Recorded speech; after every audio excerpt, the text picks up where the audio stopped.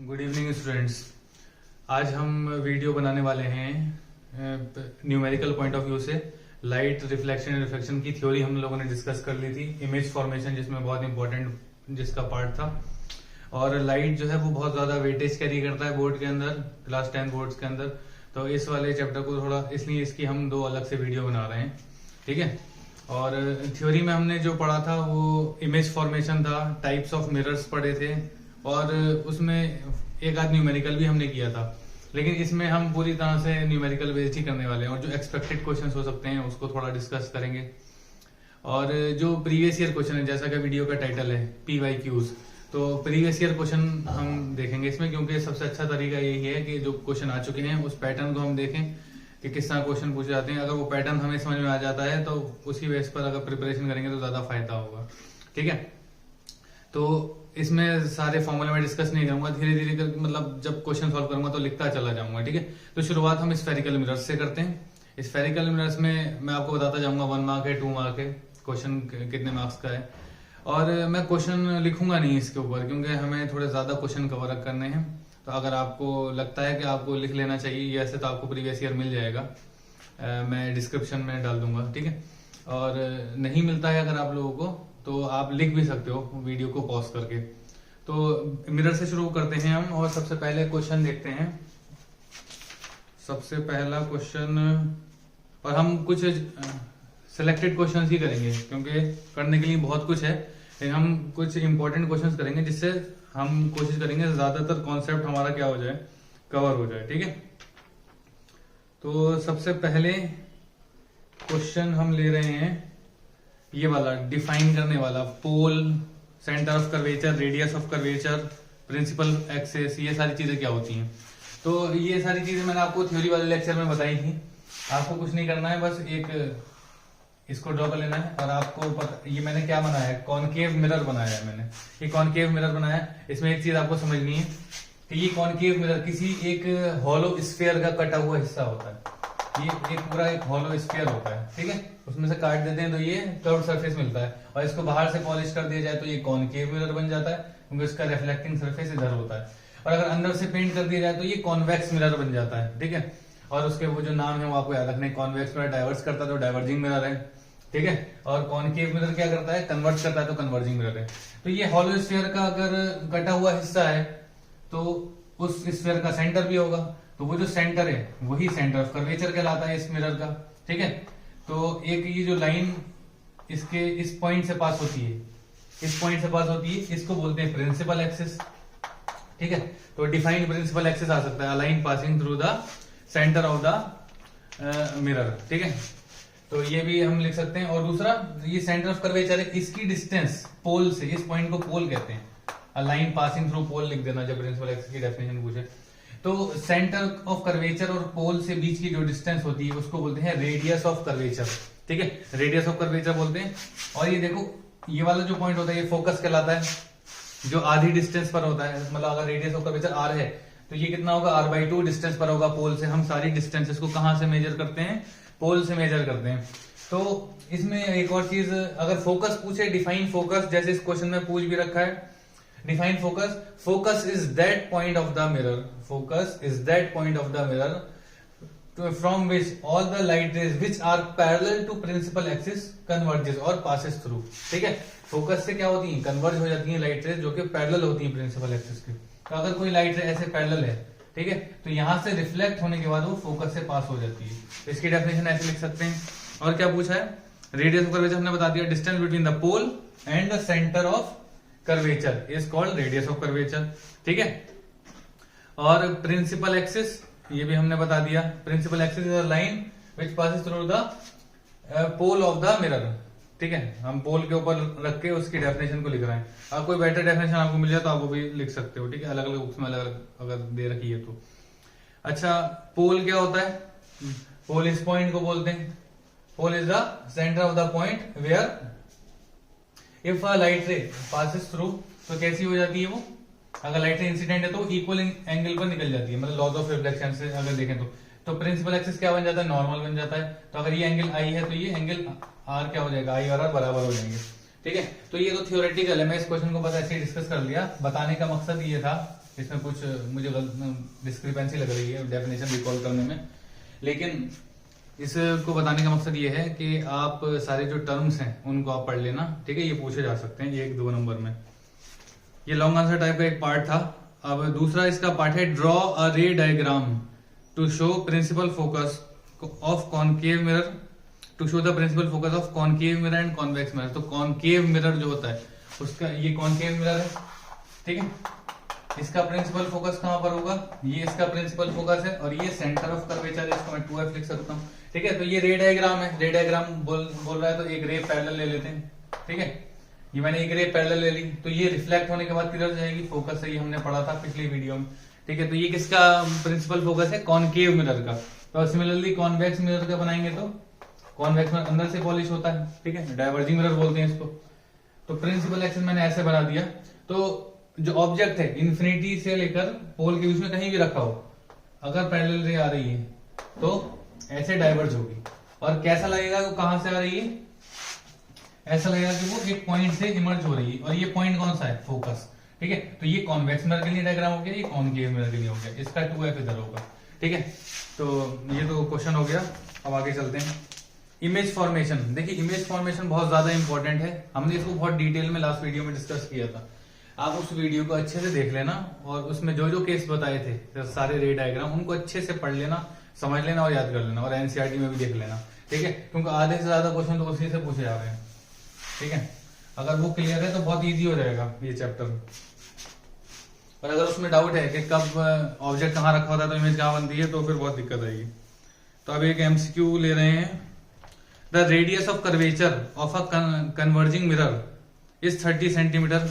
Radius of curvature converging mirror दे रखा है, तो कन्वर्जिंग मैंने आपको बताया था, जो कन्वर्ज करता है मिरर वो कौन सा होता है, कॉनकेव मिरर। उसका रेडियस ऑफ कर्वेचर दे रखा है कितना, 30 सेंटीमीटर। तो हमने ये बात डिस्कस की थी, कहीं पर भी कॉनकेव मिरर हो तो फोकल लेंथ या रेडियस ऑफ कर्वेचर क्या होता है, नेगेटिव होता है, तो -30 सेंटीमीटर में यहां लिख सकता हूं। साइन कन्वेंशन हम लोगों ने पढ़ा था ना। At what distance, question repeat करता हूं, the radius of curvature of a converging mirror is 30 centimetre, -30 लिख दिया मैंने आर को। At what distance from the mirror should an object be placed so as to obtain a virtual image. अब हमें क्या बनानी है, वर्चुअल इमेज बनानी है। ऑप्शन क्या दे रखे हैं, ए ऑप्शन दे रखा है आपका इन्फिनिटी, ठीक है, बी ऑप्शन क्या है 30 centimetre, C option is between 15 and 30, between 15 and 30, D option is between 0 and 15, between 0 and 15। ठीक है, क्या क्वेश्चन है, at what distance from the mirror should an object be placed so as to obtain a virtual image. अब हमें क्या बनानी है, virtual image बनानी है। तो देखो कन्वर्जिंग मिरर, कॉनकेव मिरर में हमेशा क्या बनती है, रियल इमेज बनती है, अलावा एक केस के। वो एक स्पेशल केस है, आप लोगों को याद आ रहा होगा। ठीक है, वो कौन सा केस है, जब ऑब्जेक्ट फोकस और पोल के बीच में रखा हो। अब इन्होंने क्या बोला, रेडियस ऑफ कर्वेचर 30 सेंटीमीटर है, जो कि हमने -30 लिख ली है। तो मुझे बताओ फोकल लेंथ कितनी होगी, अगर 2f 30 है तो क्या ये 15 हो जाएगी। ठीक है, f = r/2, तो ये 15 सेंटीमीटर है। तो अगर ऑब्जेक्ट 15 सेंटीमीटर के अंदर अंदर रखा होगा, ठीक है, तो क्या बनेगी, वर्चुअल इमेज बनेगी। हमें वर्चुअल इमेज बनाना थी, तो देखो इन्फिनिटी पे तो हो नहीं सकता, इन्फिनिटी पे होगा तो इमेज क्या बन जाएगी, फोकस पे बन जाएगी। और कैसी होगी, रियल इमेज में होगी, हाईली डिमिनिश्ड होगी। ठीक है, मैग्निफिकेशन उसका 0 को टेंड करेगा। 30 सेंटीमीटर पे अगर ऑब्जेक्ट रख दिया हमने, तो अगर ऑब्जेक्ट हमने 30 सेंटीमीटर पर रख दिया तो इमेज यही बन जाएगी। हमने पढ़ा है सेंटर ऑफ कर्वेचर पे ऑब्जेक्ट रखा हो तो इमेज क्या बनती है, सेंटर ऑफ कर्वेचर भी बन जाती है। और 15 और 30 के बीच में रख दिया, 15 और 30 मतलब C और F के बीच में रख दिया ऑब्जेक्ट, तो इमेज हमें पता है बियॉन्ड C बनती है और रियल बनती है इसमें भी। और डी ऑप्शन क्या है, 0 एंड 15, पोल और फोकस के बीच में, बस यही आंसर है हमारा। ठीक है, यहाँ पर क्या बनती है, वर्चुअल इंडायरेक्ट इमेज बनती है, बिहाइंड द मिरर बनती है, और इनलार्ज्ड इमेज बनती है। ठीक है, तो हमारा इसका आंसर क्या हो जाएगा, डी। ठीक है, तो मैंने जितनी बातें अभी कही, चारों केस डिस्कस किए, इसके अंदर सारे केस ऑलमोस्ट आ गए। एक तो वाला आ गया, सी और एफ के बीच में ऑब्जेक्ट रखा होगा तो इमेज क्या बनेगी। ठीक है, एक तो वो आ गया, इन्फिनिटी पर ऑब्जेक्ट है तो इमेज क्या बनेगी, वो आ गया।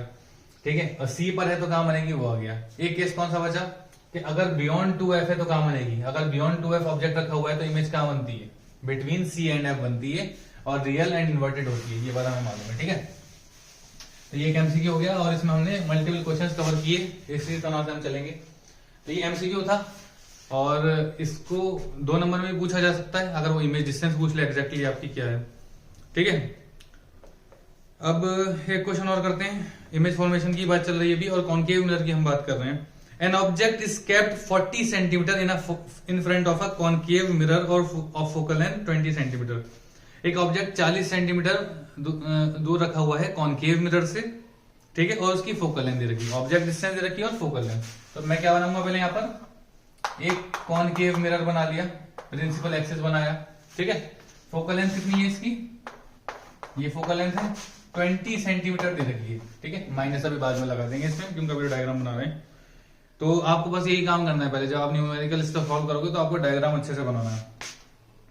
अच्छा, ऑब्जेक्ट रखा है 40 सेंटीमीटर पर, देखो कैसा हलवा क्वेश्चन है। 2f ऑब्जेक्ट का रखा हुआ है 40 सेंटीमीटर पर रखा हुआ है, तो क्या ये पॉइंट सेंटर ऑफ कर्वेचर नहीं है, क्योंकि उसका डबल क्या होता है, सेंटर ऑफ कर्वेचर ही होता है, ठीक है। तो object 40, find the position and nature of the image, ये 2 मार्क्स का क्वेश्चन है। Find the position and nature of the image, तो क्या मैं डायरेक्ट लिख दूं यहाँ पर, पोजीशन ऑफ द इमेज क्या होगी, position of the image will B, position of image will B -40 centimetre. -40 centimetre क्यों लिखा है, क्योंकि इधर ही बनेगी, ऑब्जेक्ट यहाँ रखा हुआ है तो इमेज यहाँ बन जाएगी, रियल एंड इन्वर्टेड होगी, ठीक है, रियल एंड इन्वर्टेड होगी। तो -40 से लिखा क्योंकि इधर की तरफ है। अगर मैं माइनस ना लिखूं तो 40 centimetre to the left of the mirror, ये लिख सकते हैं आंसर में। तो इसका आंसर तो ये लिख देंगे, अगर मिरर फॉर्मूला लगा दें तो भी यही आंसर आएगा, ठीक है। देखो मैं लगा के दिखाता हूँ, 1/v + 1/u = 1/f, ये मिरर फॉर्मूला होता है हमारा, ठीक है। तो ये मिरर फॉर्मूला होता है, याद रखना, यहाँ प्लस आता है और लेंस फॉर्मूले में क्या आता है, माइनस आता है, ठीक है। बस ये फॉर्मूला अच्छे से याद रखना। v क्या है हमें पता नहीं, निकालना है, ठीक है। और u कितना है, u है 40 सेंटीमीटर, तो -40 लूंगा ना, इधर पीछे की तरफ है। साइन कन्वेंशन हम लोगों ने पढ़ा था, इंसिडेंट रे ऐसे जा रही है, हम मेजर किधर कर रहे हैं, पीछे की तरफ, क्योंकि सारी डिस्टेंस कहां से मेजर करते हैं, पोल से मेजर करते हैं। तो -40 आ जाएगा यहाँ पर, -40 = 1/f। f कितना है 20, तो ये भी -20 होगा क्योंकि इसको भी पीछे की तरफ मेजर कर रहा है, या फिर कॉनकेव मिरर है तो इसलिए माइनस है, ठीक है।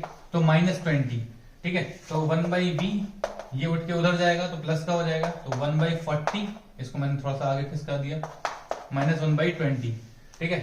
तो यहाँ पे 2 से मल्टीप्लाई डिवाइड करेंगे तो कितना हो जाएगा, 1 - 2/40 1/v, ठीक है। तो v कितना आया, -40 आ गया, इसको रेसिप्रोकल कर देंगे तो -40 सेंटीमीटर, देखो ये इतना ही आ गया। तो ये करके दिखा देना चाहो तो, मर्जी है तुम्हारी, नहीं तो ये स्टेटमेंट लिख देना, whenever you place an object on centre of curvature the image is formed on the centre of curvature, ठीक है। और उसका मैग्निफिकेशन कितना होता है याद रखना, मैग्निफिकेशन 1 होता है उसका, 1 मतलब same size as object. Magnification का फॉर्मूला भी यहाँ पे कवर कर लेते हैं जल्दी से। मैग्निफिकेशन क्या होता है, height of image upon height of object. Magnification में बोल रहा हूँ 1 होता है क्योंकि सेंटर ऑफ कर्वेचर पे रखा है, तो ये 1 होता है। तो height of image height of object के बराबर होती है। लेकिन मुझे एक बात बताओ, ये मैग्निफिकेशन पॉजिटिव होता है कि नेगेटिव? तो अगर इमेज रियल एंड इन्वर्टेड बन रही है तो ये नेगेटिव होता है। क्यों? क्योंकि हमने साइन कन्वेंशन में ये चीज भी पढ़ी थी कि प्रिंसिपल एक्सिस के ऊपर की जो डिस्टेंसेस हम मेजर करते हैं वो पॉजिटिव होती हैं और नीचे वाली नेगेटिव। अब देखो इमेज तो नीचे बन रही है ना, तो हाइट ऑफ इमेज क्या होगी, नेगेटिव, ठीक है। हाइट ऑफ इमेज नेगेटिव होगी और हाइट ऑफ ऑब्जेक्ट पॉजिटिव होगी, तो यहाँ पे माइनस आ जाएगा, ठीक है। तो मैग्निफिकेशन अगर -1 है तो इमेज रियल एंड इन्वर्टेड बन रही है और सेंटर ऑफ कर्वेचर पर बन रही है। एक और चीज आई यहाँ पर, लिखते जाना साइड में बॉक्स बना के, ये इंपॉर्टेंट पॉइंट्स हैं जो कि बहुत काम आएंगे आगे, ठीक है। अच्छा, इसका दूसरा पार्ट क्या था, फाइंड द पोजीशन। पोजीशन बता दी हमने -40, nature of the image real and inverted, ठीक है। Draw a ray diagram to show the formation of the image in this case. अब रे डायग्राम अगर हमें बना के दिखाना है तो इस सब को मैं साफ कर देता हूं, रे डायग्राम बना देते हैं इसी के अंदर। तो रे डायग्राम क्या होगा, रे डायग्राम हमारा हो जाएगा, जब ये ऑब्जेक्ट है, एक्सटेंडेड ऑब्जेक्ट ले लिया मैंने, ये ऐसे एक रे ले ली हमने पैरेलल वाली, एक रे जो लेते हैं प्रिंसिपल एक्सिस के पैरेलल लेते हैं। तो ये फोकस है, ये 2f है, तो ये फोकस से पास होगी, ठीक है, फोकस से पास हो गई। अब देखो दूसरी जो ले लेंगे हम वो कहां से लेंगे, पोल से ले रहा हूं मैं, ठीक है, पोल से ले रहा हूं।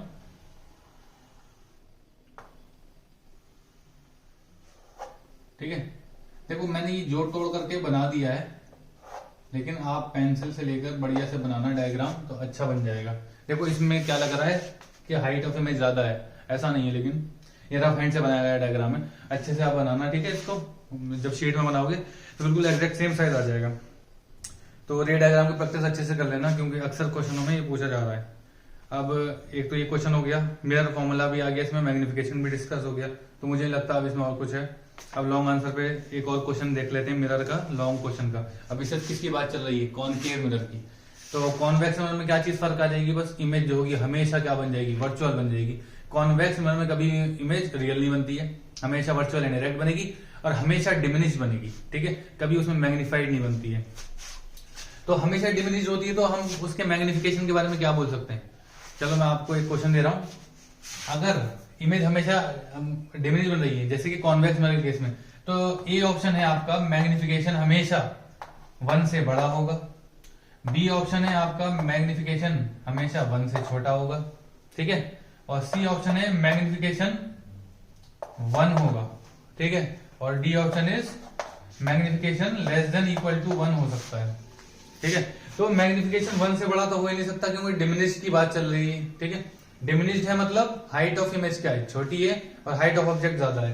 तो मैग्निफिकेशन का फॉर्मूला क्या होता है, height of image upon height of object. अगर हाइट ऑफ इमेज हमेशा छोटी आ रही है हाइट ऑफ ऑब्जेक्ट से, तो डिनोमिनेटर क्या हो रहा है, हमेशा बड़ा, न्यूमरेटर छोटा, तो ये वैल्यू हमेशा 1 से क्या होगी, छोटी होगी। अच्छा, दूसरा ऑप्शन क्या है, 1 से दूसरा, तो हमारा ये करेक्ट हो गया। पहला ऑप्शन देखो ग्रेटर देन 1, तो ग्रेटर देन 1 तो हो नहीं सकती, क्योंकि हाइट ऑफ इमेज कभी ज्यादा होगी नहीं। मैग्निफिकेशन क्या 1 हो सकता है, नहीं हो सकता, क्यों, क्योंकि उसमें कभी भी सेंटर ऑफ कर्वेचर वाला केस बनता नहीं है। ठीक है, सेम हमेशा डिमिनिश्ड ही बनती है, तो मैग्निफिकेशन 1 भी नहीं हो सकता। ये ऑप्शन भी गलत है, ये भी गलत है।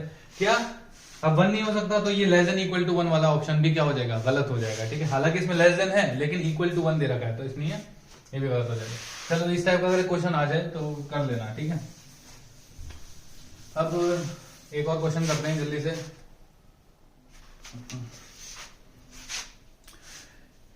It is desired to obtain an erect image of an object using concave mirror of focal length 12 centimetre. ठीक है, अब हमें एक इरेक्ट इमेज बनाना है किसी ऑब्जेक्ट की। ठीक है, हम मतलब चाहते हैं कि ऐसा हो, और कॉनकेव मिरर यूज करना है हमें, फोकल लेंथ 12 सेंटीमीटर। तो सबसे पहले मैं क्या बना दूं, कॉनकेव मिरर बना देता हूं। इसकी फोकल लेंथ कितनी है, 12 सेंटीमीटर है, इसकी फोकल लेंथ दे रखी है। ठीक है, हमें क्या बनाना है, एक इरेक्ट इमेज बनाना है। अब देखो पहला पार्ट क्या है क्वेश्चन का, व्हाट शुड, ये लॉन्ग आंसर है, इसमें ये पार्ट्स होते हैं। ठीक है, इस टाइप के ही आते हैं, बस लैंग्वेज से डरना नहीं है, बहुत सिंपल क्वेश्चन होते हैं। अगर आपको वो सारे केसेस याद हैं जो कि हमने इमेज फॉर्मेशन में पढ़ रखे हैं, तो ये क्वेश्चन बहुत ईजी है। तो पहला पार्ट इसने पूछा है, what should be the range of distance of an object placed in front of the mirror. In front of the mirror, object यहाँ रखा हुआ है, मतलब ऑब्जेक्ट हमें रखना है, हमें वर्चुअल इमेज बनाना है इसकी, मतलब इरेक्ट इमेज बनाना है। तो ऑब्जेक्ट डिस्टेंस की रेंज क्या होनी चाहिए, तो आपको अच्छे से पता है वर्चुअल इमेज कॉनकेव मिरर में कब बनती है, जब ऑब्जेक्ट फोकस या फिर पोल के बीच में रखा हो। तो range of the object distances क्या हो जाएगी, फ्रॉम 0 to 12 सेंटीमीटर, ये लिख सकते हैं, या लेस देन 12 सेंटीमीटर लिख लो, एक ही बात है। तो ये रेंज आ गई।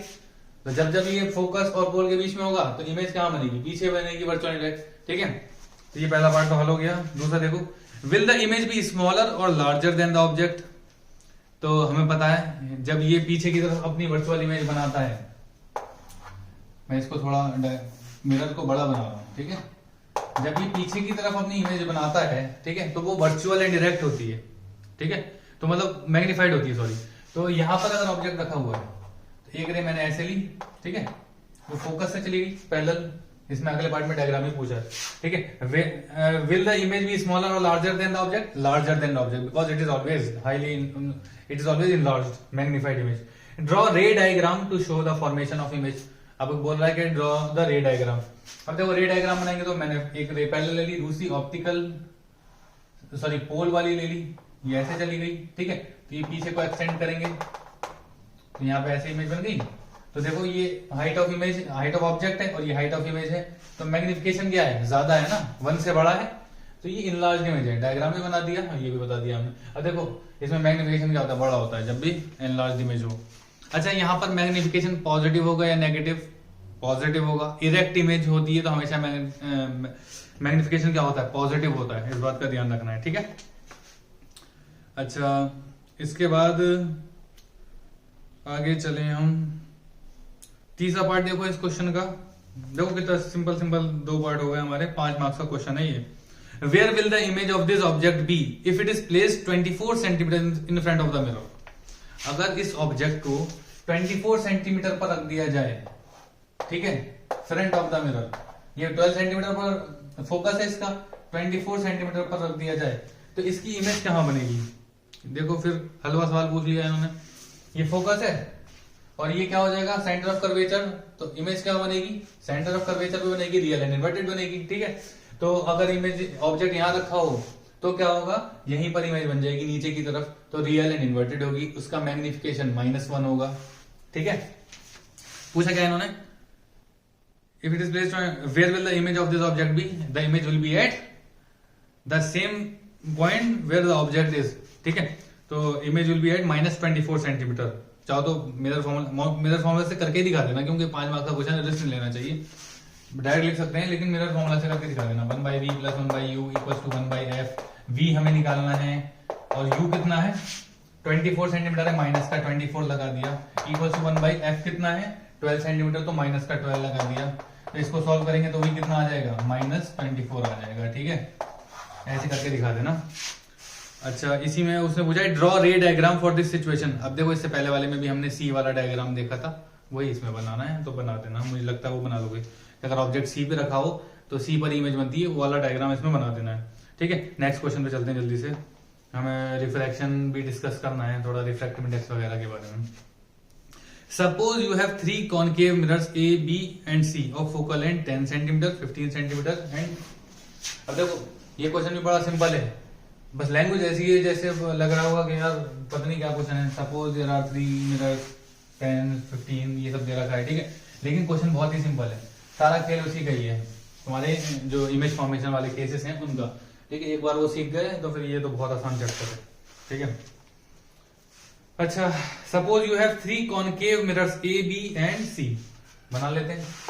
ये ए मिरर हो गया कॉनकेव मिरर, ये बी मिरर हो गया, ठीक है, और ये सी मिरर हो गया, तीनों कॉनकेव मिरर हैं, ठीक है। एक की फोकल लेंथ ए की है 10, 15, 20 सेंटीमीटर रेस्पेक्टिवली। 10 सेंटीमीटर इसकी फोकल लेंथ है, ठीक है, बना दी मैंने 10 सेंटीमीटर, और इसकी फोकल लेंथ कितनी है, 15 सेंटीमीटर है, ठीक है, और इसकी फोकल लेंथ कितनी है, 20 सेंटीमीटर है, ठीक है। अब क्या पूछा इन्होंने, for each concave mirror you perform the experiment. देखो ये वर्ड्स बस, एक्सपेरिमेंट, ये you perform the experiment, desired, obtain the image, ये सारी चीजें होती हैं, तो इससे घबराहट होती है थोड़ी सारी, लेकिन घबराना नहीं है, बहुत सिंपल क्वेश्चन होते हैं इसके। For each concave mirror you perform the experiment of image formation for 3 values of object distance of 10 centimetre, 20 centimetre, 30 centimetre. तो हमने ऑब्जेक्ट डिस्टेंस तीनों मिरर्स के लिए क्या क्या ली, 10, 20 एंड 30, तीनों के लिए ली, ठीक है। हमने ऑब्जेक्ट डिस्टेंस, एक ऑब्जेक्ट को इसके लिए 10 पे रखा, 20 पे रखा, 30 पे रखा। हमने ऑब्जेक्ट को इसके लिए 10 पे रखा, 20 पे रखा, 30 पे रखा, and same goes for this third mirror, 10, 20 and 30। मतलब एक ही ऑब्जेक्ट को इन 3 पोजीशन पे तीनों मिरर के लिए अलग अलग करके देखा। अब देखो giving reason answer the following, हमें रीजन देना है और ये क्वेश्चन जो उन्होंने पूछा उसका आंसर देना है। For the 3 object distances identify the mirror और mirrors which will form an image of magnification -1। अब देखो अब ये बोल रहे हैं कि इनमें से किस केस में और मतलब इनमें से किस मिरर में क्या होगा, मैग्निफिकेशन -1 हमें मिल सकता है।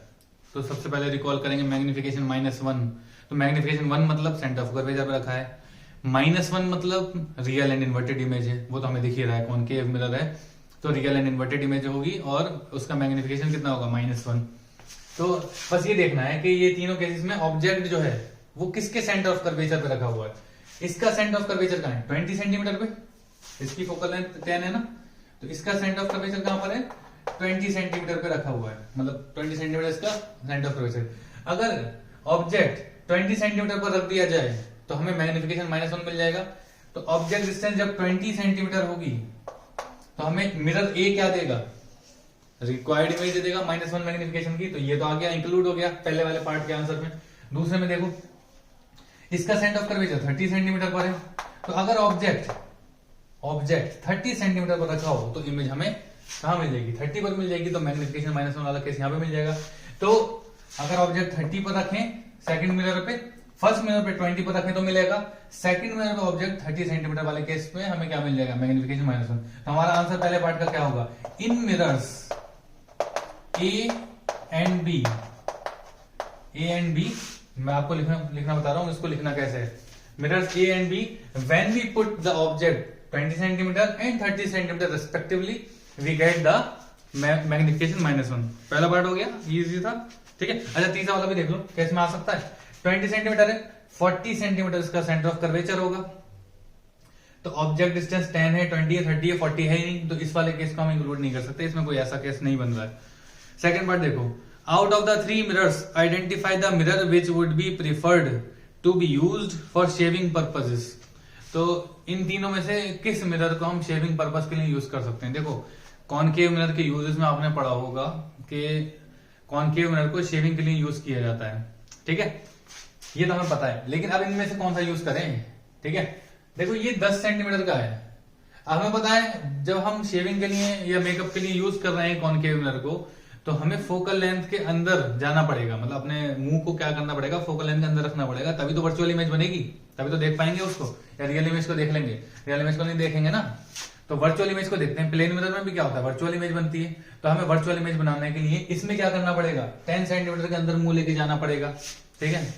तो उसमें हम ठीक से देख नहीं पाएंगे, ब्लर हो जाएगा, क्योंकि हमारा least distance of distinct vision कितना होता है, 25 सेंटीमीटर। नॉर्मल रीडिंग का जो हमारा डिस्टेंस होता है वो 25 सेंटीमीटर होता है। तो उसके आसपास अगर फोकल लेंथ होगी तो ये बात बनेगी।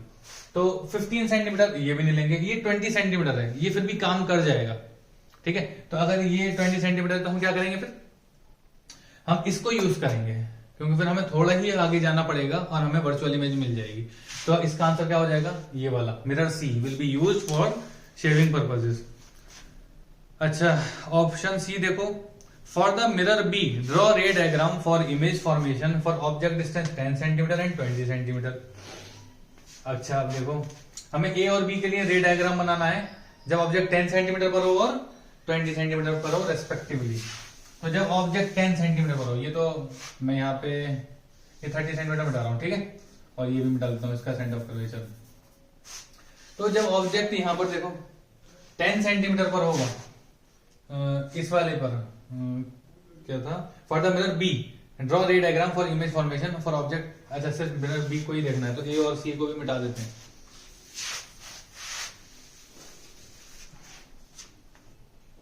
ए और सी को हमने मिटा दिया। तो अब 10 सेंटीमीटर पे ऑब्जेक्ट रखा हुआ है यहाँ पर, तो फोकस के अंदर रखा हुआ है, वर्चुअल इमेज बनेगी। अच्छा बेटा देखो इसमें हम इमेज डिस्टेंस निकाल के उसको प्लॉट नहीं करेंगे, सिर्फ हमसे क्या पूछा है, रे डायग्राम बनाओ। तो यहाँ से एक रे ली ऐसे करके, दूसरी रे ऐसे ले ली, तो ये पीछे को जाके बन जाएगा। बस ये इतना बना के छोड़ देना, ठीक है। ये ऑब्जेक्ट डिस्टेंस दिखा देना, ये ऑब्जेक्ट डिस्टेंस कितनी है, ऑब्जेक्ट डिस्टेंस 10 सेंटीमीटर है, बस ये दिखा देना, ठीक है। मतलब ऐसा होता है ना कि इमेज डिस्टेंस हम निकाली, फिर आप इमेज डिस्टेंस भी लिख के दिखा रहे हो, ऐसा मत करना, छोड़ देना इतना ही, ठीक है। और टाइम हो आपके पास तो कर देना। और दूसरा क्या है, 20 सेंटीमीटर। तो अगर 20 सेंटीमीटर पर हो तो इसका सेंटर ऑफ कर्वेचर 30 पर है, 2f। अब 20 सेंटीमीटर कहीं बीच में होगा, f और 2f के बीच में। तो बेटा अगर f और 2f के बीच में होता है तो फिर से देखो वही इमेज फॉर्मेशन वाला केस आ गया। अगर f और 2f के बीच में है तो बियॉन्ड 2f बनती है, ये हमें याद है, तो इसलिए हम आसानी से कर लेंगे इसको। तो एक रे हमने ऐसी ली, फोकस से पास हो गई, ठीक है। मैं एक ही में बना दे रहा हूँ, अलग अलग बनाना है इसको, ठीक है। दूसरी रे हमने यही पोल वाली ले ली, तो ये यहाँ बन गई, ठीक है, ये यहाँ पे ऐसे बन गई, ठीक है। इमेज यहाँ बन गई, बियॉन्ड 2f बन गई। अगर ये पूछता है इसके मैग्निफिकेशन के बारे में, नेचर के बारे में, तो हम बता देते फिर से कि इसका मैग्निफिकेशन क्या है, ग्रेटर देन 1 है, ठीक है। ग्रेटर देन 1 क्यों है, क्योंकि ये इनलार्ज इमेज बन रही है। नेगेटिव होगा क्योंकि रियल एंड इन्वर्टेड है, ठीक है। और बिलो द प्रिंसिपल एक्सिस बन रही है, ठीक है। ये क्वेश्चन भी हुआ, ये लॉन्ग आंसर हमने कर लिया। अब आते हैं कॉन्वेक्स मिरर पे। कॉन्वेक्स मिरर के दो ही केस हमने आपको याद करने के लिए बोले थे। वो कौन कौन से मिरर थे कि इन्फिनिटी पर अगर ऑब्जेक्ट रखा हुआ है कॉन्वेक्स मिरर में तो इमेज कहाँ बनेगी, फोकस पे बन जाएगी। और इन्फिनिटी और पोल के बीच में कहीं भी रखा हुआ है अगर ऑब्जेक्ट तो इमेज कहाँ बनेगी, फोकस से पीछे बनेगी, मतलब फोकस के अंदर बनेगी, हमेशा डिमिनिश बनती है। तो इसीलिए उसका वाइडर फील्ड ऑफ व्यू होता है, तो इसलिए रियर व्यू मिरर के तौर पर उसको यूज किया जाता है व्हीकल्स में। ठीक है, तो उसके तो दो ही केस याद रखने हैं। तो ध्यान रखना है डाइवर्जिंग मिरर जो कि कॉन्वेक्स मिरर है हमारा, और डाइवर्जिंग लेंस जो कि कॉनकेव लेंस है हमारा, इन दोनों के आपको क्या करने हैं, दो ही केस याद करने हैं। ठीक है, कॉनकेव लेंस और डाइवर्जिंग लेंस, ये बहुत अच्छी ट्रिक है, याद रखना इसको, हमेशा याद रहेगी। Concave lens which is also called diverging lens and convex mirror which is also called diverging mirror always forms virtual and diminished and direct image. ठीक है, ये याद रखना, दोनों की जो प्रॉपर्टीज होती है मिलती जुलती होती हैं। तो और मैं क्या बोल रहा था कि फोकस के अंदर होता है, देखो जैसे ये क्या है हमारा, एक कॉन्वेक्स मिरर है। ठीक है, तो अब इमेज कहीं भी हो, मतलब सॉरी ऑब्जेक्ट कहीं भी हो, इन्फिनिटी से लेकर ऑप्टिकल एंड होल के बीच में कहीं पर भी ऑब्जेक्ट रखा हो, मैं ये कैसे ले लेता हूँ मिसाल के तौर पे, यहाँ पे ये फोकस है, तो हमेशा इमेज कहाँ बनेगी, फोकस के अंदर अंदर ही बनेगी। मतलब ऑब्जेक्ट मान लो यहाँ पर है तो इमेज कहाँ बन जाएगी, यहाँ बन जाएगी थोड़ी सी। तो फोकस के आगे कभी नहीं बनती है, हमेशा फोकस के अंदर ही बनती है, हमेशा छोटा सा कर देते हैं उसको। ठीक है, तो ये कॉन्वेक्स मिरर है छोटा सा। अब बस इसमें चेंजेस क्या करने हैं, इसकी फोकल लेंथ पॉजिटिव हो जाती है। ठीक है, साइन कन्वेंशन से, क्योंकि राइट साइड में इसको मेजर करते हैं, और इसका मैग्निफिकेशन हमेशा 1 से छोटा होता है। Magnification is always less than 1 and always positive because it is always from virtual and direct image. The image is always above the principal axis. तो इमेज अगर प्रिंसिपल एक्सिस के हमेशा ऊपर है तो क्या होगा, वो हाइट ऑफ इमेज भी पॉजिटिव होगी, हाइट ऑफ ऑब्जेक्ट भी पॉजिटिव होगी, तो मैग्निफिकेशन हमेशा पॉजिटिव होता है। और मैग्निफिकेशन का जो मैग्नीट्यूड होता है वो हमेशा लेस देन 1 होता है, याद रखना। किसमें, कॉन्वेक्स मिरर में। और कॉनकेव मिरर में जो होता है वो डिपेंड करेगा, बियॉन्ड सी है, वो सारे केसेस हैं। ठीक है, अच्छा इसमें कौन सा क्वेश्चन करने लायक है वो देखते हैं कॉन्वेक्स मिरर में। अच्छा, laws of reflection of light, ये सब तो तुम्हें पता ही है। Laws of reflection of light क्या होते हैं, angle of incidence equal to angle of reflection, incident ray, reflected ray and normal at the point of incidence all lie in the same plane. तो ये एक एमसीक्यू है। An object is placed in front of a convex mirror. ठीक है, at infinity पर object रखा हुआ है। According to new Cartesian sign convention the sign of the focal length and the sign of the image distance in this case are respectively. क्या बोल रहे हैं कि कार्टेशियन साइन कन्वेंशन जो हमारा है उसके अकॉर्डिंग जो फोकल लेंथ है उसका साइन बताइए और इमेज डिस्टेंस का साइन। अब देखो फोकल लेंथ भी उसकी आगे की तरफ होती है कॉन्वेक्स मिरर की। ठीक है, पोल से आगे की तरफ होती है तो पॉजिटिव होती है। और इमेज वो भी हमेशा क्या बनती है, वर्चुअल इंडायरेक्ट और आगे की तरफ बनती है। ठीक है, जहां से इंसिडेंट लाइट आ रही है उधर कोई डिस्टेंस मेजर करते हैं तो पॉजिटिव पॉजिटिव हो जाएगा। बहुत सारे ऑप्शन दे रखे हैं, पॉजिटिव पॉजिटिव भी है तो वो हमारा सही ऑप्शन हो जाएगा। अच्छा, एक छोटा सा क्वेश्चन और कर लेते हैं इसमें, फिर आगे चलते हैं थोड़े और न्यूमेरिकल पर।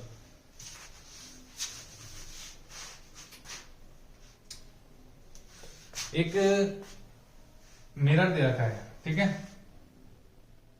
For the diagram shown according to the new Cartesian sign convention the magnification of the image found will have the following specification. अब देखो ये मिरर दे रखा है, कैसा मिरर है, ऐसे दे रखा है, तो ये कॉनकेव मिरर है। ठीक है, ये फोकल लेंथ है इसकी और ये सेंटर ऑफ कर्वेचर है। ऑब्जेक्ट यहां पर रखा हुआ है, ऑब्जेक्ट यहां पर रखा हुआ है, और क्या पूछा इन्होंने, according to for the diagram shown according to the new Cartesian sign convention the magnification of the image formed will have the following specification। तो ऑप्शन लिख देता हूं मैं आपके लिए ताकि आसानी हो जाए थोड़ी। ठीक है, तो साइन क्या होगा, मैग्निफिकेशन का साइन, मैग्निफिकेशन की इंफॉर्मेशन पूछ रहा है, मैग्निफिकेशन का साइन क्या होगा, पॉजिटिव, शॉर्ट में लिखते हैं जल्दी हो जाएगा। ठीक है, और वैल्यू क्या होगी उसकी, less than 1। B option is magnification का जो साइन होगा वो पॉजिटिव और उसकी जो वैल्यू होगी मैग्नीट्यूड वो ग्रेटर देन 1। और सी ऑप्शन दे रखा है negative less than 1, negative less than 1। D option दे रखा है नेगेटिव ग्रेटर देन 1। ठीक है, तो आप वीडियो को पॉज करके आंसर बता सकते हो। ठीक है, अब मैं बता रहा हूं आंसर इसका। मैग्निफिकेशन अब देखो ये फोकस और पोल के बीच में रखा हुआ है। फोकस और पोल के बीच में अगर रखा हुआ है तो वर्चुअल इमेज बनेगी पीछे और इनलार्ज इमेज बनेगी, तो मैग्निफिकेशन 1 से बड़ा होगा। वर्चुअल एंड इरेक्ट बन रही है तो प्रिंसिपल एक्सिस से ऊपर की तरफ है, तो हमें पता है जब वर्चुअल एंड इरेक्ट बनती है तो मैग्निफिकेशन पॉजिटिव होता है, तो पॉजिटिव होगा और 1 से बड़ा होगा। पॉजिटिव और 1 से बड़ा, ये बी ऑप्शन क्या हो जाएगा हमारा, सही हो जाएगा। देखो कितना सिंपल क्वेश्चन था। ऐसे क्वेश्चन वो और भी बना सकता है। ऑब्जेक्ट को यहाँ रख दे, मैग्निफिकेशन क्या हो जाएगा, 1 से बड़ा हो जाएगा। अच्छा मैं क्वेश्चन यहाँ बना ही देता हूँ तुम्हारे लिए। ऑब्जेक्ट सी और एफ के बीच में रखा हुआ है, सेम क्वेश्चन है कि मैग्निफिकेशन की इंफॉर्मेशन बताओ। सेम क्वेश्चन है, ऑब्जेक्ट सी और एफ के बीच में रखा हुआ है और तुम्हें क्या बताना है, मैग्निफिकेशन की इंफॉर्मेशन बताना है, उसका साइन और उसकी वैल्यू। ठीक है, तो पॉज करके ट्राई करो, तो मैं बता रहा हूं इसका आंसर। सी और एफ के बीच में अगर ऑब्जेक्ट रखा हुआ है, ठीक है, तो इसकी इमेज हमें पता है कहां बनेगी, बियॉन्ड सी बनेगी, रियल एंड इन्वर्टेड नीचे की तरफ बनेगी। तो मैग्निफिकेशन का साइन क्या होगा, नेगेटिव। इन्वर्टेड इमेजेस के लिए मैग्निफिकेशन नेगेटिव होता है क्योंकि हाइट ऑफ इमेज नेगेटिव हो जाती है, तो नेगेटिव। और वैल्यू क्या होगी उसकी, बियॉन्ड 2f बनती है तो इनलार्ज इमेज बनती है, ग्रेटर देन। तो डी ऑप्शन इसके लिए करेक्ट हो जाएगा। जो मैंने क्वेश्चन पूछा आपसे उसके लिए क्या सही हो जाएगा, ऑप्शन डी ऑप्शन। ठीक है, चलो ये भी हो गया। ठीक है, और थियोरेटिकल पार्ट बेटा अपने आप देख लेना हम लोग। ठीक है, थियोरेटिकल पार्ट मतलब जैसे कि पोल, ये सब डिफाइन करो, स्टेट लॉज ऑफ रिफ्लेक्शन। बस ये ध्यान रखना, angle of incidence, angle of reflection क्या होते हैं, नॉर्मल। और जैसे एक क्वेश्चन आता है कि draw image formation of a concave mirror and plot and show that it they follows laws of reflection of side, laws of reflection of light, sorry. तो ये मैंने कॉनकेव मिरर बना दिया, अब वो कह रहा है कि इमेज फॉर्मेशन बनाओ, तो मैं ऑब्जेक्ट कहीं भी ले लेता हूँ। ठीक है, अब मैं ऑब्जेक्ट ले लेता हूँ कन्वीनियंस के लिए, beyond between F and 2f ले लिया। एक रे मैंने ऐसे ली, ठीक है, ऐसे चली गई, दूसरी रे मैंने ऐसे ले ली, वो ऐसे चली गई। ठीक है, थोड़ा इसको ऐसे बनाते हैं ताकि बियॉन्ड 2f बने। ठीक है, तो बियॉन्ड 2f बन गई, ऐसे बना दी। अब इसमें क्या है, लॉज ऑफ रिफ्लेक्शन। अब देखो तुम्हें क्या बनाना है, laws of reflection of light जब इसमें शो करोगे, बहुत इंपॉर्टेंट है देखना, यहां पर ये इंसिडेंट रे है, ये रिफ्लेक्टेड रे है। ठीक है, तो इसमें नॉर्मल ड्रॉ करेंगे बीच से बिल्कुल, और ये नॉर्मल कहां से पास होगा, 2f से पास होगा। ध्यान रखना, ये नॉर्मल कहां से पास हो रहा है, ये पूरा सर्किल है और परपेंडिकुलर लाइन हमेशा सर्किल के सेंटर से पास होती है, सेंटर ये पॉइंट है, तो ये एंगल एंगल ऑफ इंसिडेंस हो जाएगा, और ये एंगल नॉर्मल और रिफ्लेक्टेड रे के बीच का एंगल एंगल ऑफ रिफ्लेक्शन हो जाएगा। तो छोटी सी बात थी, ये भी हमने कवर कर ली, अब इसको मिटाते हैं। ठीक है, अच्छा आगे चलते हैं, एक क्वेश्चन और कर लेते हैं, फिर रिफ्लेक्शन पे चलते हैं। Linear magnification produce by spherical mirror is 3। Magnification क्या दे रखा है, 3। ठीक है, देखो अगर मैग्निफिकेशन 3 दे रखा है, ये क्वेश्चन ऐसे पूछा गया है, ऐसे भी पूछा जा सकता है, image found by a certain mirror whether it is concave और कॉन्वेक्स में तो नहीं हो सकता। अब image found by a concave mirror is 3 times the size of the object. तो अगर ऐसा लिख रखा है कि 3 टाइम्स है इमेज, तो भी मैग्निफिकेशन क्या होगा, 3 होगा। ठीक है, इस बात का ध्यान रखना। Analyse by a spherical mirror is +3 बन रही है। ठीक है, देखो कॉनकेव मिरर में दोनों मैग्निफिकेशन आते हैं, नेगेटिव भी आता है, पॉजिटिव भी आता है। पॉजिटिव तब आता है जब फोकस और पोल के बीच में ऑब्जेक्ट रखा हो, हमारा स्पेशल केस जो है। ठीक है, नेगेटिव कब आता है, जब f और 2f के बीच में रखा हो। ठीक है, analyse this value and state the type of mirror. अब इस वैल्यू को एनालाइज करना है और टाइप ऑफ मिरर बताना है, बड़ा इजी है। मैग्निफिकेशन +3 दे रखा है, तो क्या कॉन्वेक्स मिरर में +3 मैग्निफिकेशन आ सकता है, नहीं आ सकता, क्योंकि उसका मैग्निफिकेशन हमेशा 1 से छोटा होता है। ठीक है, 1 से छोटा क्यों होता है, क्योंकि वो हमेशा डिमिनिश इमेज बनाता है। तो टाइप ऑफ मिरर क्या हो गया हमारा, कॉनकेव मिरर। ठीक है, simple. Second part, position of the object with respect to the pole of the mirror. हमें क्या बताना है, position of the object with respect to the pole of the mirror. अब हमें क्या बताना है कि इसकी ऑब्जेक्ट की जो पोजीशन है वो क्या होगी। अब देखो इसमें इमेज डिस्टेंस नहीं दी है हमें, फोकल लेंथ भी हमें नहीं दी है। ठीक है, तो हम क्या पूछा इसमें हमसे, position of the object with respect to the pole of the mirror. Pole of the mirror बस इतना बताना है कि पोल के लेफ्ट साइड में है कि राइट साइड में, बस ये तो बताना होगा। और क्या बताएंगे हम, फोकल लेंथ है नहीं हमारे पास, इमेज डिस्टेंस नहीं है, जो हम u कैलकुलेट कर लें, तो एग्जैक्ट u नहीं पूछा इसके अंदर। तो देखो +3 आ रहा है, मैग्निफिकेशन +3 आ रहा है, तो वो जानना ये चाह रहा है कि ऑब्जेक्ट फोकस के इधर रखा हुआ है f और 2f के बीच में, या फिर फोकस के अंदर रखा हुआ है। ठीक है, तो हम क्या बोलेंगे सेकंड पार्ट का आंसर, ये फर्स्ट पार्ट का आंसर था। क्वेश्चन दोबारा पढ़ देता हूं आपके लिए। Position of the object with respect to the pole of the mirror, the position of the object is between focus and pole of the mirror, focus and pole of mirror, ये इसका answer हो जाएगा इस part का। तभी हमें क्या मिलेगा, पॉजिटिव मैग्निफिकेशन मिलेगा और 1 से बड़ा मिलेगा। ठीक है, draw ray diagram to show the formation of the image in this case. तो इसमें क्या करेंगे, वही सेम डायग्राम अपना बना देंगे। ये प्रिंसिपल एक्सिस, ये फोकस, यहां पे बनाया हमने, ऐसे चला गया। ठीक है, ये इसका रे डायग्राम है, अच्छे से बना लेना। ठीक है, आगे चलें। अब ये मैग्निफिकेशन कुछ भी दे, अपना आप क्वेश्चन को मॉडिफाई करके कर लेना। ठीक है, इजी है ना। एक और कर लेते हैं, मिरर का क्वेश्चन बस लास्ट ही है ये। ठीक है, हमें आधा घंटा देना था इसको, आधा घंटा रिफ्लेक्शन को। ठीक है, आधा घंटा हमारा कंप्लीट होने वाला है। और सारे क्वेश्चन को थोड़ा दिमाग से ना समझ लेना, कॉन्सेप्ट याद मत करना। अगर समझ लोगे तो सारे क्वेश्चन कर लोगे आराम से। द इमेज, ये शॉर्ट आंसर टाइप क्वेश्चन है, जल्दी से कर लेंगे। The image of a candle flame placed at a distance of 30 centimetre from a mirror. एक कैंडल फ्लेम है जो कि एक मिरर से, कौन के, अभी हम इसको हम डिसाइड नहीं करते कौन सा मिरर है। ठीक है, अभी पता चलेगा ना क्वेश्चन पढ़ के कौन सा mirror. The image of a candle flame placed at a distance of 30 centimetre from a mirror, पता नहीं कौन सा मिरर है। 30 सेंटीमीटर पर कैंडल फ्लेम रखा हुआ है। is formed on a screen placed in front of the mirror at a distance 60 centimetre. अब ये इमेज कहां बन गई, स्क्रीन पे बन गई। देखो हमें क्लू मिल गया कौन सा मिरर होगा। देखो रियल इमेज हमेशा स्क्रीन पे हम फॉर्म कर सकते हैं, पढ़ा होगा ना। Real image can be obtained on a screen and virtual image can not be obtained on a screen. ठीक है, तो रियल इमेज कहां ऑब्टेन की जा सकती है, इस स्क्रीन पर ऑब्टेन की जा सकती है। तो ये रियल इमेज बनाएगा मिरर। तो रियल इमेज कौन सा मिरर बनाता है, कॉनकेव मिरर बनाता है। तो ये कॉनकेव मिरर हो गया। कैंडल कहां रखी हुई है, 30 सेंटीमीटर पर रखी हुई है कैंडल। ठीक है, और स्क्रीन कहां पर है, 60 सेंटीमीटर फ्रॉम द मिरर रखी हुई है। क्या स्क्रीन यहां हो सकती है, नहीं हो सकती, क्योंकि वर्चुअल इमेज बनती है तो, और रियल इमेज बनानी है हमें। तो स्क्रीन कहां पर है, 60 सेंटीमीटर ऐसे बना दी। देखो छोटा सा कॉन्सेप्ट लग रहा है ये, लेकिन इसमें गलती हो जाती है। ये स्क्रीन है हमारी यहाँ पर, तो जहां पर स्क्रीन है वही हमारी इमेज डिस्टेंस है। तो इस बात का ध्यान रखना, ये छोटा सा कॉन्सेप्ट है। स्क्रीन के वर्ड से हमने ये सब डिडक्शन किया कि ये कॉनकेव मिरर है और ये 60 सेंटीमीटर, दोनों एक तरफ है। ठीक है, अब आगे देखते हैं। अब तो कुछ बचा ही नहीं है क्वेश्चन में, बस यही मेन था इसके अंदर। What is the nature of the mirror, concave mirror. Find its focal length. अब इमेज डिस्टेंस पता है, यू पता है, फोकल लेंथ निकालना कौन सी बड़ी बात है।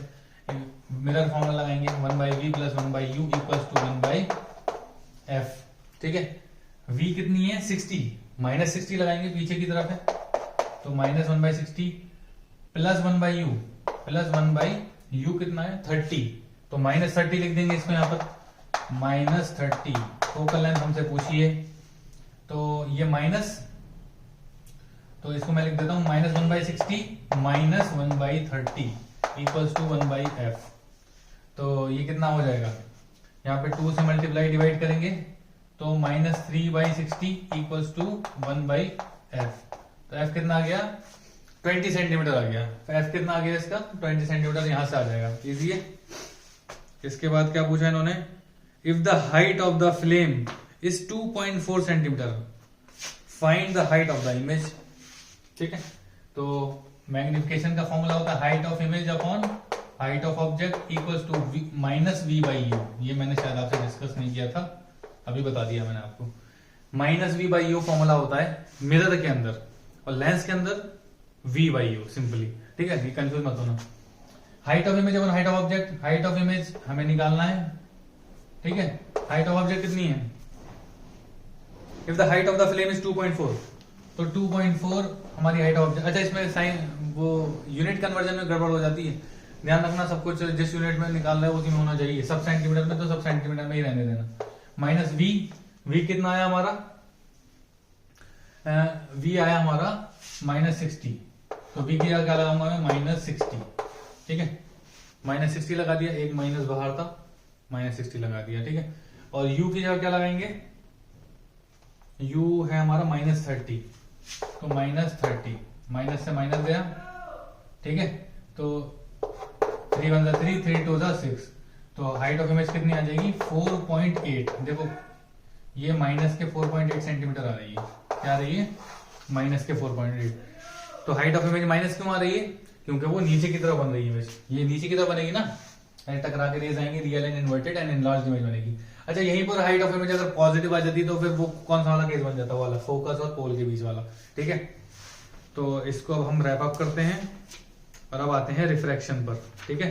इसमें मुझे लगता है सब हमने कवर कर लिया है, अब बस ध्यान से केस जो हमारे इमेज फॉर्मेशन के केस है उनको ध्यान में रखना और सारे क्वेश्चन आसानी से कर लेना, ठीक है। Now we will move to refraction. So laws of refraction पूछे जा सकते हैं, state laws of refraction, Snell's law पूछा जा सकता है, डिफाइन स्नेल्स लॉ। तो स्नेल्स लॉ क्या है, the ratio of sine of angle of incidence, वो सारे हमने पिछली वाली वीडियो में डिस्कस किए थे, उसको एक बार देख लेना। अभी हम बिल्कुल न्यूमेरिकल पॉइंट ऑफ व्यू से चल रहे हैं, ठीक है, लेकिन मैं आपको बता देता हूँ, शुरुआत करी है मैंने। तो the ratio of sine of angle of incidence to the sign of angle of refraction is constant, ठीक है, और equal to the refractive index of medium 2 with respect to medium 1। ये भी है, या कांस्टेंट लिख के छोड़ देना, एक ही बात है। दूसरा क्या है, इंसिडेंट रे, रिफ्रैक्टेड रे and normal at the point of incidence और लाइन द सेम प्लेन। देखो इसमें जो अभी नया ट्रेंड है, जो नए नए क्वेश्चन पूछे जा रहे हैं वो यही वाले हैं। अब मैं एक फॉर्मूला लिख रहा हूं बहुत इजी, ठीक है, इसको याद रखना, सारे क्वेश्चन कर लोगे। ये एक मीडियम 1 है, ये मीडियम 2 है, ठीक है। मीडियम 1 की रिफ्रैक्टिव इंडेक्स मीडियम n1 दे रखी, absolute refractive index, absolute refractive index क्या होती है, जो कि वैक्यूम के रिस्पेक्ट में होती है, और relative refractive index n2 sorry क्या होती है, वो किसी की दूसरे मीडियम के रिस्पेक्ट में होती है। इसकी रिफ्रैक्टिव इंडेक्स n2 है, इसकी n1 है। एक लाइट रे यहाँ पर इंसिडेंट है ऐसे, ठीक है, और ऐसे टुवर्ड द नॉर्मल या अवे फ्रॉम द नॉर्मल चली गई। अब हमें क्या निकालना है, relative refractive index n2 with respect to 1, refractive index of medium 2 with respect to medium 1। तो इसमें जो मीडियम 1 होता है, अगर इस तरह लिखा हुआ है तो समझ जाना कि मीडियम 2 में लाइट जा रही है और मीडियम 1 से आ रही है। जब भी हम रिफ्रैक्टिव इंडेक्स निकालें, बहुत ध्यान से सुनना, refractive index of medium 2 with respect to medium 1, हम ऐसा लिख रहे हैं अगर, तो लाइट रे मीडियम 2 में जा रही है और 1 से आ रही है, ठीक है। तो इसको बस सिंपली क्या लिख देना, absolute refractive index of 2 upon absolute refractive index of 1। Absolute क्या होती है, refractive index of medium 2 with respect to vacuum, refractive index of medium 1 with respect to vacuum. Definition देख लेना, पहले वाली वीडियो में बताई थी, या बुक में देख लेना, जैसा भी ठीक लगे।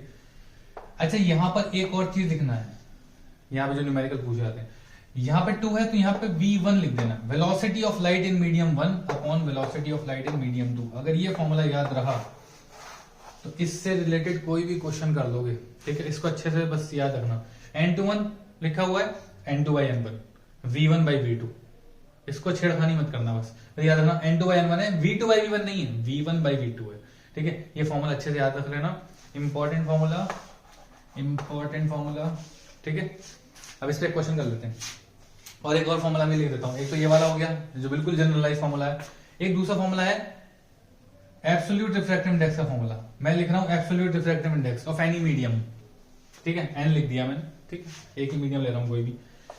वेलोसिटी ऑफ लाइट, तो रिफ्रैक्टिव इंडेक्स का जब तुमसे वो पूछा जाता है डिफाइन रिफ्रैक्टिव इंडेक्स, तो उससे उसकी मुराद क्या होती है, एब्सोल्यूट रिफ्रैक्टिव इंडेक्स।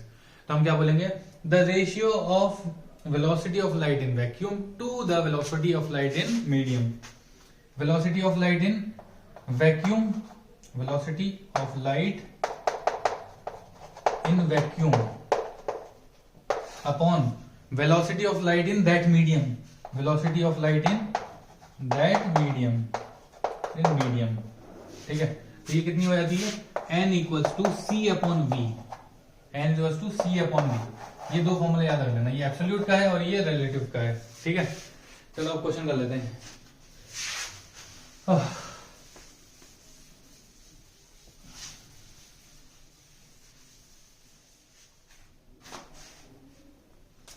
तो क्वेश्चन है the refractive index of a medium A is 1.5। Medium ए की रिफ्रैक्टिव इंडेक्स दे रखी है 1.5, ठीक है। और रिफ्रैक्टिव इंडेक्स की यूनिट क्या होती है? ये यूनिटलेस डायमेंशनलेस क्वांटिटी है, मतलब दोनों स्पीड्स का रेशियो है ना। तो इसमें ऊपर भी स्पीड है, नीचे भी स्पीड है, ऊपर भी मीटर पर सेकंड, नीचे भी मीटर पर सेकंड, दोनों कट जाते हैं, तो इसकी कोई यूनिट नहीं होती है। तो मीडियम ए की रिफ्रैक्टिव इंडेक्स दे रखी है 1.5, तो ये क्या है? एब्सोल्यूट रिफ्रैक्टिव इंडेक्स, ठीक है। जब तक बोला ना जाए जब तक हम क्या मानेंगे? उसको एब्सोल्यूट मानेंगे। And that of medium B is 1.33। Refractive index of B क्या है? 1.33, ठीक है, 1.33। और क्या पूछा? If the speed of light in air is 3 × 10 की power 8। Speed of light in air दे रखी है तुम्हें, मतलब सी की वैल्यू दे रखी है। Speed of light in air क्या होती है? सी होती है 3 × 10 की पावर 8 मीटर पर सेकंड। नहीं देते तो अभी हमें पता ही था, पता ही होता है हमें। What is the speed of light in medium A and B respectively? Medium A में स्पीड ऑफ लाइट कितनी हो जाएगी? कम हो जाएगी, ठीक है, उसकी ऑप्टिकल डेंसिटी की वजह से। फॉर्मूला लगा देंगे, refractive index of medium A equals to speed of light in vacuum upon velocity of light in medium A. ये तो फॉर्मूला पढ़ा था हमने अभी पीछे। N is to C by B. अब मीडियम ए है तो मैंने एन ए और बी ए लिख दिया। एन ए दे रहा था 1.5, सी है 3 × 10 की पावर 8। क्या वी ए आ जाएगा? तो वी ए कितना आ जाएगा? देखो वी ए इधर जाएगा, 1.5 नीचे आएगा। थोड़ी छोटी छोटी मिस्टेक्स करते हैं बच्चे, ध्यान रखना। 1.5 ऊपर 3 है, 3/1.5 इंटू 10 की पावर 8। यहां से पॉइंट हटाया, 0 बढ़ाया तो ये 10 की पावर 9 हो जाएगा। 3 1 3 3 5 15। 1/5 कितना हो जाएगा? 5 0.2 0.2 इंटू 10 की पावर 9, तो ये आ जाएगा 2 × 10 की पावर 8 आ जाएगा, ठीक है। सिमिलरली आप निकाल सकते हो इसके लिए सेम फॉर्मूला लगा के, N B is to C by B B, ठीक है, कर लोगे ना। चलो इसको मिटाते हैं।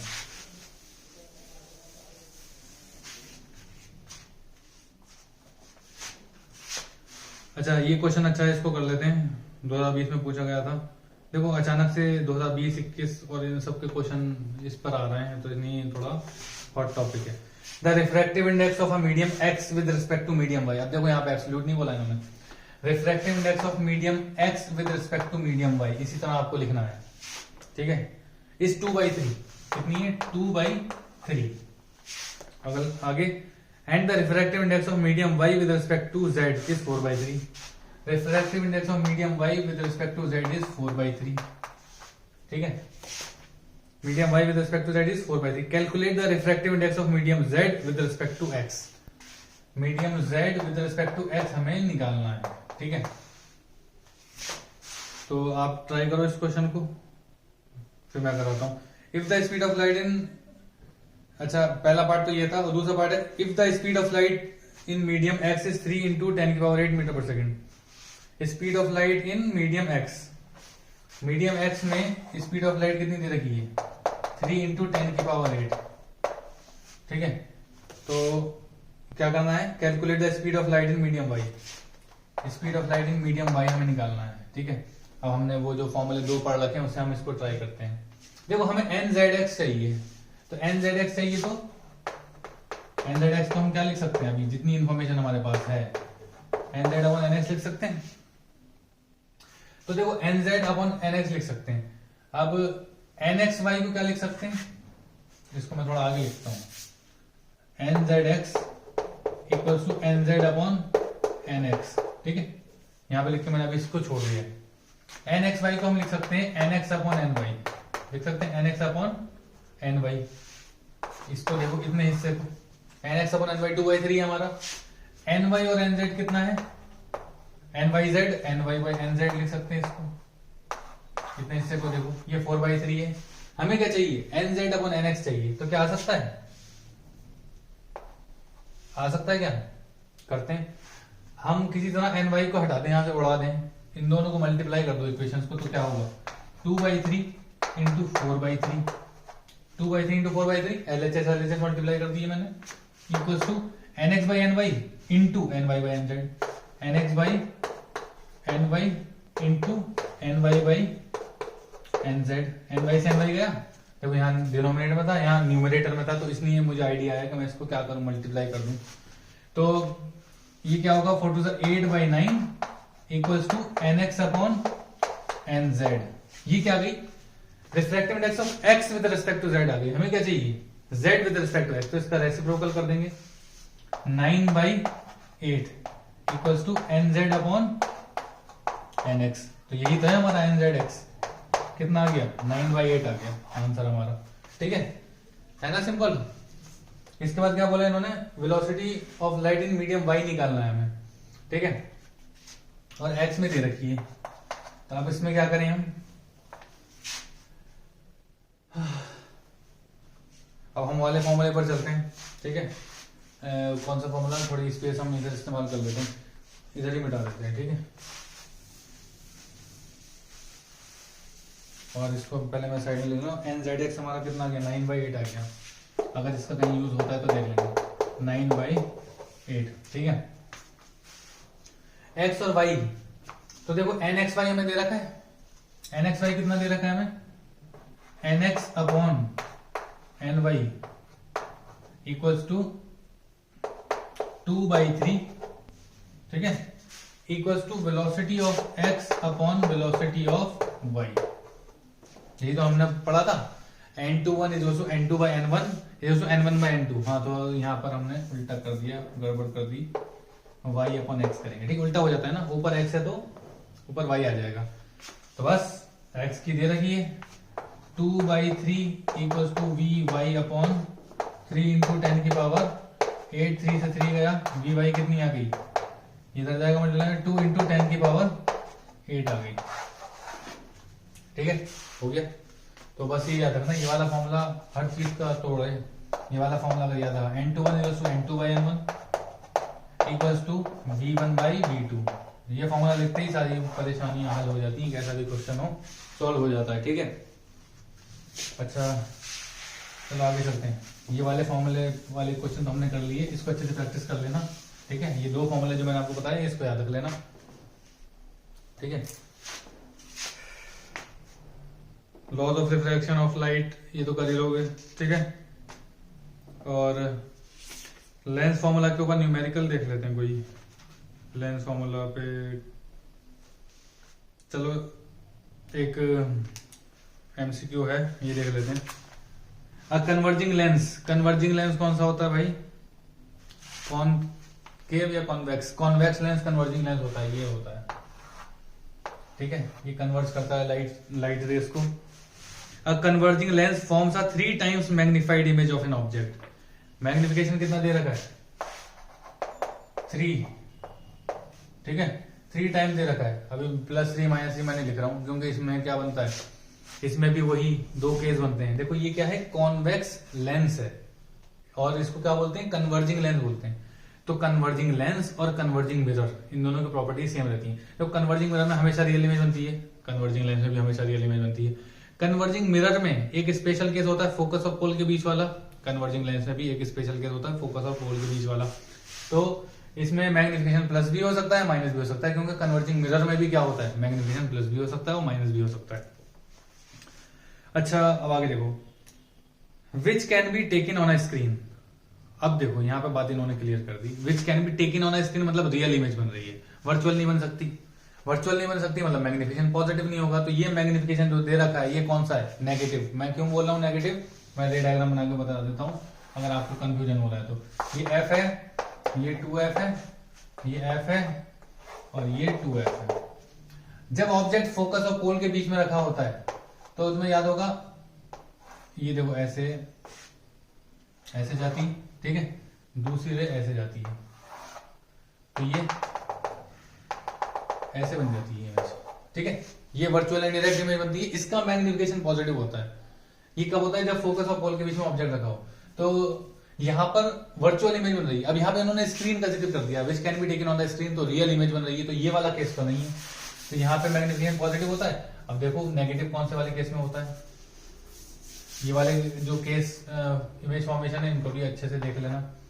तो अब कौन सा वाला केस है, जब f और 2f के बीच में ऑब्जेक्ट रखा है, एक रे मैंने ऐसी ली, फोकस से चली गई, ठीक है, इसको और आगे बनाते हैं क्योंकि बियॉन्ड 2f इमेज बनने वाली है। अच्छा, इसमें जो ये लाइट रे यहां से आती है ऑप्टिकल सेंटर से, ये पॉइंट ऑप्टिकल सेंटर कहलाता है, तो वो अनडिफ्लेक्टेड जाती है यहां से, ठीक है, इसमें रिफ्रैक्शन नहीं होता है। तो ये वाला जो जब ये इनलार्ज इमेज है तो ये इसका मैग्निफिकेशन नेगेटिव होता है। तो इस वाले क्वेश्चन में जो पर्टिकुलर केस दे रखा है वो -3 है। हम इसको जल्दी कर सकते हैं, क्वेश्चन को जल्दी से आंसर बता सकते हैं, लेकिन हम इसको ज्यादा डिटेल में डिस्कस नहीं कर रहे हैं ताकि और भी क्वेश्चन क्या हो जाए, कवर हो जाए।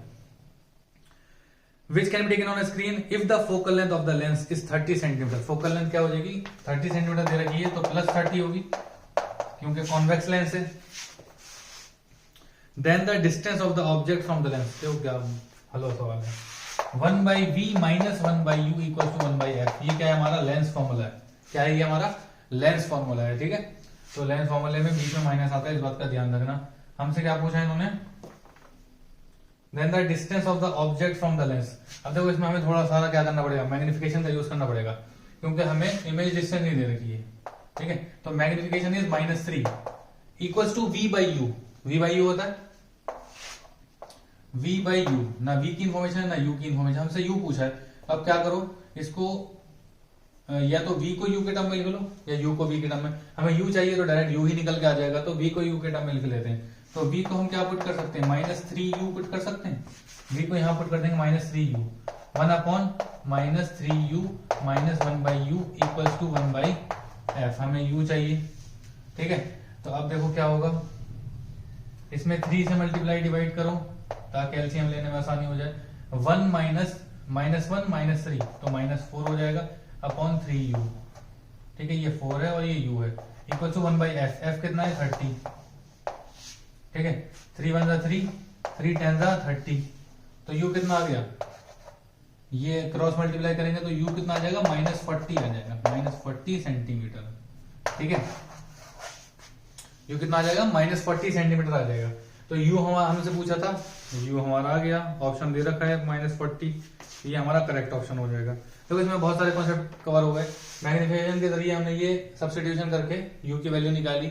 ये मिरर में भी आ सकता है, इसी टाइप का क्वेश्चन कर लेना, ठीक है। ये एमसीक्यू में पूछा है लेकिन 2-3 नंबर में भी पूछा जा सकता है, ठीक है। और अगर उसको 5 नंबर का बनाना हो तो उसमें रे डायग्राम, इमेज फॉर्मेशन पूछ लेगा कि रे डायग्राम बना के दिखाओ, नेचर और ये सब चीजें बताओ। अब हम एक लास्ट क्वेश्चन कर लेते हैं इसी फॉर्मूले पर, ठीक है। देखिए मैं ज्यादा क्वेश्चन इसके नहीं कर रहा हूँ क्योंकि वो रिफ्लेक्शन वाले में हमने थोड़े ज्यादा क्वेश्चन कर लिए थे अपने आप ही, बस ये फॉर्मूले का फर्क आ जाता है, थोड़े केसेस जो है वो थोड़े डिफरेंट हो जाते हैं। जैसे कि कॉनकेव मिरर जो होता है हमारा, कन्वर्जिंग मिरर, उसमें हमेशा रियल इमेज बनती है, रियल एंड इन्वर्टेड, ठीक है। और लेफ्ट साइड पे बनती है और इसमें क्या बनती है, राइट साइड पे बनती है। बस लेंस में और उसमें यही फर्क आता है, उसमें रिफ्लेक्शन होता है, इसमें रिफ्लेक्शन होता है, ठीक है।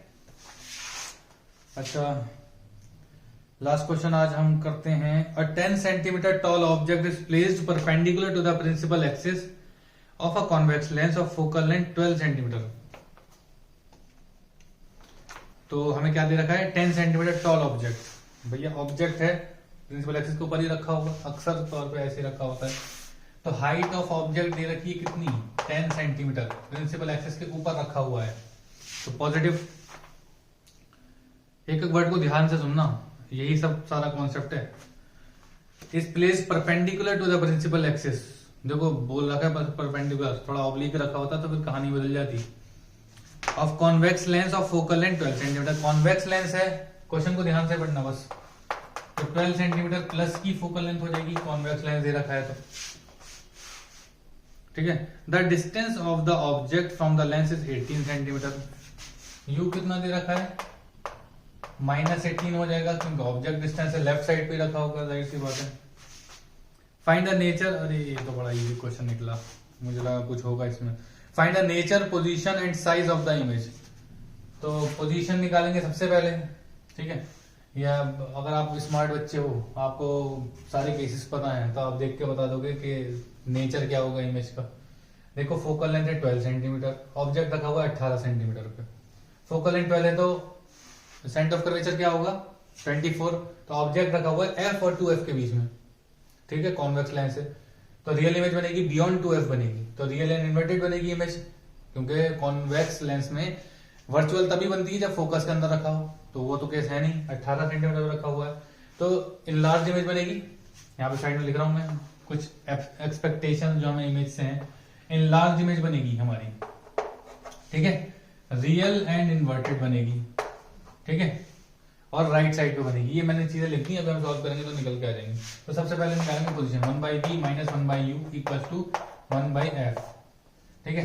रियल एंड इन्वर्टेड के लिए v क्या आना चाहिए, नेगेटिव पॉजिटिव आना चाहिए। लेंस के केस में सामने की तरफ बनेगी तो पॉजिटिव आना चाहिए v। तो 1/v माइनस 1/-18 इक्वल टू 1/12। तो 1/18 आ गया ये, 1/v इक्वल टू 1/12 माइनस 1/18, ठीक है। तो इसका एलसीएम लेंगे तो क्या आएगा, 12 टू द 24, 18 टू द 36। तो 36 जो होगा वो एलसीएम होगा इसका, ठीक है। 12 3 ज़ा 36 होते हैं, तो 3 से मल्टीप्लाई डिवाइड करा यहाँ पर तो 3/36 माइनस 2 से मल्टीप्लाई डिवाइड करा यहाँ पर तो 2/36। तो 3 माइनस 2 1, तो v कितनी आ गई, 36 सेंटीमीटर आ गई। तो देखो ये पॉजिटिव आ गई, रियल इन्वर्टेड। ऐसा होगा इसका केस f to f, ठीक है, f to f। तो ये वाली जो डिस्टेंस होगी क्या आएगी, 36 प्लस क्यों आ रही है, क्योंकि ये इंसिडेंट रे और इसी डायरेक्शन में मेजर कर रहे हैं, ठीक है। तो v कितना आ गया, 36 आ गई, ठीक है। नेचर रियल एंड इन्वर्टेड हो जाएगा। Size of the image, size of the image कैसे निकालेंगे भाई, हाइट ऑफ ऑब्जेक्ट दे रखी है तो अब v आ गई हमारे पास, तो v/u मैग्निफिकेशन होता है, और जो कि किसके बराबर होता है, height of image upon height of object. इस तरह से तो बहुत क्वेश्चन किए होंगे आपने प्रैक्टिस में अपनी। v/u 36 अपॉन u कितना है -18 इक्वल्स टू, बस ये साइन कन्वेंशन का बहुत ध्यान रखना। सब कुछ आता होगा लेकिन फिर भी आंसर गलत हो जाएगा, क्योंकि साइन कन्वेंशन में अगर ज्यादा सारी भी चूक हुई तो। हाइट ऑफ इमेज क्या है हमें निकालना है, हाइट ऑफ ऑब्जेक्ट कितनी है 10 centimetre, 18 to the 36, height of image कितनी आ जाएगी, देखो -20 आ गई ये भी, तो -20 आ गई, तो कितना हुआ, इन्वर्टेड हो गई, नीचे आ रही है ना। और इनलार्ज है, ये कैसे पता चलेगा, हाइट ऑफ इमेज ज्यादा आ गई, हाइट ऑफ ऑब्जेक्ट 10 है, हाइट ऑफ इमेज कितनी आ गई 20 आ गई, तो ये इनलार्ज आ गई, ठीक है। मैग्निफिकेशन इसका कितना है 2 है, ठीक है। तो ये भी हमने कवर कर लिया। और कुछ बचा क्या इसमें, पावर का कुछ एक असर्शन रीजन है वो देख लेते हैं। पावर का फॉर्मूला 1/f होता है, ऐसा यूनिट डायोप्टर होती है। अगर फोकल लेंथ पॉजिटिव है जैसे कि कॉन्वेक्स मिरर है तो पावर पॉजिटिव होगी, ठीक है। तो कॉन्वेक्स मिरर की जो पावर होती है पॉजिटिव होती है, कॉनकेव मिरर की जो पावर होती है वो नेगेटिव होती है, ठीक है। इसी तरह, सॉरी मैंने मिरर बोल दिया, कॉन्वेक्स लेंस की जो पावर होती है वो क्या होती है, प्लस होती है, और कॉनकेव लेंस की क्या होती है, नेगेटिव होती है। असर्शन और रीजन देख लेते हैं। एक क्वेश्चन, असर्शन सुनो ध्यान से, a concave lens of a very short focal length causes higher divergence than one with the longer focal length. ये बोल रहा है कि कॉनकेव लेंस है जिसकी फोकल लेंथ बहुत छोटी है तो वो ज्यादा डाइवर्ज करेगा। कॉनकेव लेंस कौन सा होता है हमारा, ये होता है डाइवर्जिंग लेंस को कॉनकेव लेंस बोलते हैं। ये ज्यादा डाइवर्ज करेगा अगर इसकी फोकल लेंथ छोटी है।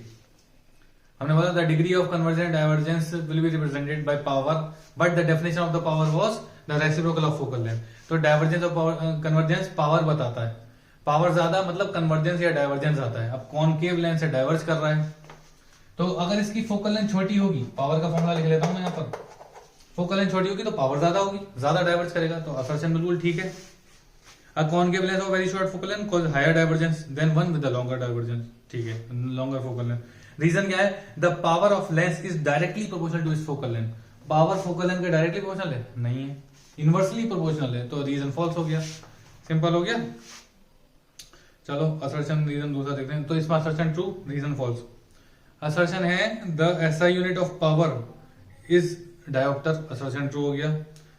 और रीजन क्या है, the power of a concave lens is positive and that of convex lens is negative. अब देखो कॉन्वेक्स लेंस की अभी हमने डिस्कस की थी, फोकल लेंथ पॉजिटिव होती है, पावर पॉजिटिव आती है, तो ये रीजन फॉल्स हो गया हमारा, ठीक है। तो बस यही था, ये कुछ प्रीवियस ईयर क्वेश्चन थे, एनसीईआरटी में ज्यादा कुछ उसमें न्यूमेरिकल थे नहीं। आप इसका पैटर्न से समझ लो, और जो सैंपल पेपर के क्वेश्चन हैं उनको ध्यान से कर लो। सारे क्वेश्चन मत करो, लेकिन हर टाइप के क्वेश्चन में से एक एक क्वेश्चन कर लो।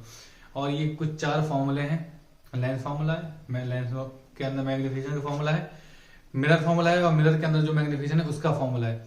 इसको अच्छे से याद कर लो और कैसे अप्लाई करना है उसे देख लो। साइन कन्वेंशन में गड़बड़ मत करना, और जो इमेज फॉर्मेशन की केसेस हैं उनको अच्छे से समझ लो, रे डायग्राम बनाना सीख लो। और इस चैप्टर में कुछ नहीं है, जो थ्योरेटिकल पार्ट है वो कर लेना, और मुझे लगता है कि इतने न्यूमेरिकल काफ़ी हैं तुम लोगों के लिए। बाकी प्रैक्टिस कर देना ना। All the best, thank you.